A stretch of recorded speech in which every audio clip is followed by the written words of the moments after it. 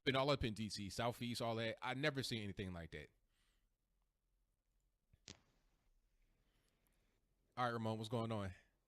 Yo, what's up? Hey, not too much. I was looking at a lot of those Tide Pod memes this week. It's great. This country is awesome. How many creative Tide Pod memes there are. My favorite one being those delicious looking Tide Pod Oreos that somebody made. And I've actually been living on like oatmeal and whatever, so I think I might be weak enough to actually try one of those if they existed. So so kudos to our great American people, because there's a lot of shithole countries where they don't know how to make Tide Pod memes because they probably don't really use Tide Pods anyway. Um, you know, not that there's anything wrong with that. Um, I wanted to talk about a couple of things.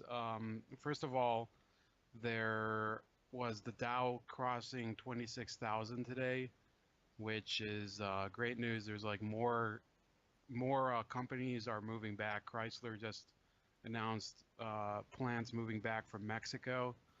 Mm. You know, so Vicente Fox, please squeeze some liberal tears, man, because we've been hearing enough from you. And besides that, I think Apple is moving back some jobs to the country. And I actually wrote yesterday this response to Paul Krugman, who I call the quack prince of Keynesian economics, because he's the biggest liar and fraud ever. He wrote this article claiming that Trump and his followers are the know nothings of the 21st century. Now, I don't know if you know who the know nothings were. Um, have you ever heard of them, Anthony? I've heard of that name, but I don't know who they were. So back in the 1840s and 50s, there was a lot of immigrant like out migration from Germany, Ireland, and a number of other countries that were like basically the s-holes of that time. And there were a lot of Americans who were born here that formed the party that was called the Know Nothing Party by its opponents, because they were against immigration at the time. Now they were against immigration whether it was legal or whatever. And illegal immigration then wasn't really an issue because you could just walk right into the United States. It's not like, I mean, remember, this was like the 1840s. So legal, so this guy was complaining, Paul Krugman, saying that, anybody who objects to immigration, you should remember that in the 1840s there were these know nothings, these ignorant, you know, cousin loving rednecks in the 1840s and 50s. They didn't want your ancestors, the Irish and German and Italians and Jews, to come in. But he forgets that when you the exact same problems that we have with mass immigration now happened with those immigrant populations back then, except for I think the Germans were settled in rural areas, so it's not like they were concentrated in these slums. But the Irish had, they had poverty well into the 1920s and lots of gangsterism, and the Italians and the Jews and the Polish as well. And the other difference is that, when people came here from those countries back then, it's not like America started putting up road signs or accommodations in Polish or German or whatever. They were told, you have to come here and learn this language, and that's it. We're not gonna sprachen Sie Deutsch here. Right. So this Krugman, he talks about how we're intolerant morons, but then in the same article, he he talks about how conservatives are basically closed-minded morons, that they think, he says that they only think that they're being rejected by liberal universities and places of higher education. What he thinks is that they're simply too dumb to become college professors and academics. Right.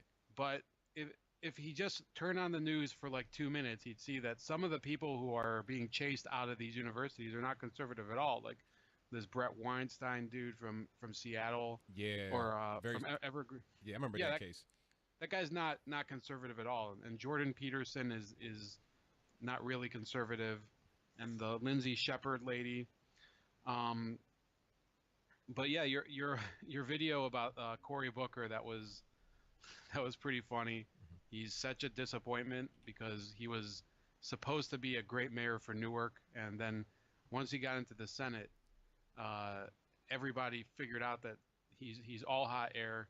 Also, I think, did you post about the $100 million that was squandered, that was donated by Zuckerberg to the city Yes. for the schools? Yeah, it was a gift. I think it was, and it just vanished. They said it's talking about the money went to contractors and stuff like that. It didn't go. I think one of the headlines of an article said $100 million donated, but Raheem still can't read, something like that. Yeah, I remember that story. That's and it's great Yeah, that you bring it up. But the thing is that he fought hard to beat the political machine in Newark, and then once he beat it, he just climbed to the next level and left the city behind.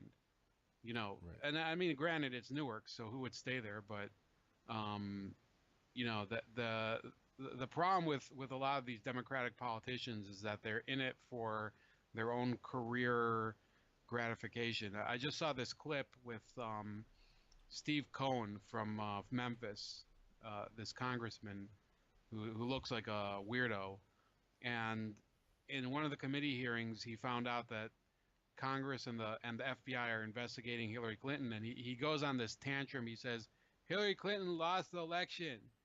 She lost the election. I have news. She lost the election. Investigate the winner." But Mhm. you know, for the past year, they've been saying, "Well, he cheated to win the election." So what?